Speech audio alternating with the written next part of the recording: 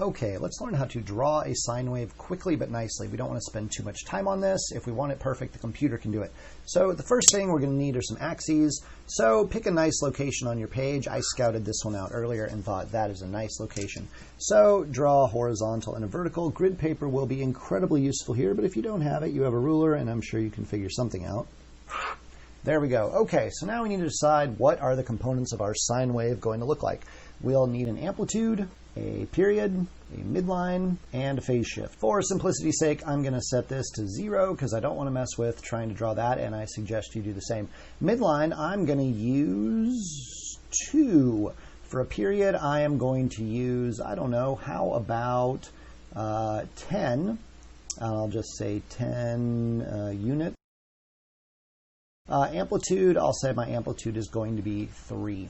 I changed my mind. I want that to be 4 units. I changed my mind. I want that to be boxes. Yeah, that should be fine. Okay, so the midline is 2. Go ahead and draw in your midline.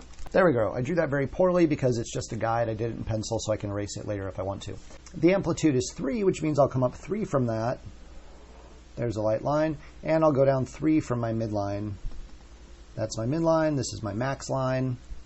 And my min line will be down here. I want a period of 4 boxes, which means I'll start here. A sine wave is always going to start right there on the midline and the y-axis. The period's going to be 4 units, or boxes, so every 1, 2, 3, 4, I want to be right back here. So 1, 2, 3, 4, I'll be right back here. Same thing here, 1, 2, 3, 4. So in this space, I have to complete one whole cycle, something like that. I can draw it a little nicer because I know that halfway in between I have to be back at 0. So each place in between those full period marks, you're going to be back at 0. And so you're going to have one max in there and one min in there as well. So 4 is very useful because 4 boxes, but basically you'd measure out 4 and then do halfway is where it completes half a cycle and then halfway again. So do it like this. So then from here it'd go up to the maximum, midline, minimum, midline, maximum. And same thing here, just kind of repeats this same pattern of going up and down,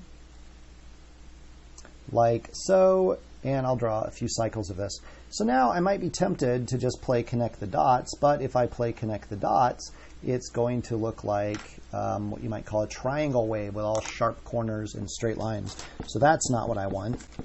Not at all. I want a nice smooth curve. So drawing a smooth curve is obviously a bit of a challenge, but don't play connect the dots. So if you start drawing up this way, don't head to this dot because then you won't be able to turn around nicely. You want to start pointing up to the left of the dot. That forces yourself to turn around.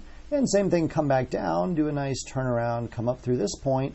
I'm still going to aim about right here at first, but it's continually curving, so I'll have that there. You could trace it in pencil a couple times first, but at some point you'll probably want to get out your pen. Let's use this one, looks like a nice pen. Let's get this one and go like so.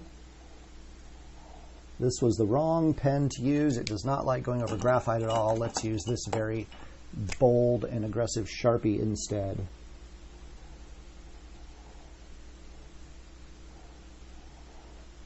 Working from, since I'm right-handed, working from right to left is much more of a challenge. You can see I did not do so well on this side at all. But that's pretty much all there is to it. After you figure those things out, draw on your midline, set this to 0 because it's easier. Set up your period, and then after you set up your period, go halfway between each period. You're back at the midline, and then just add your peaks and valleys in between each of those.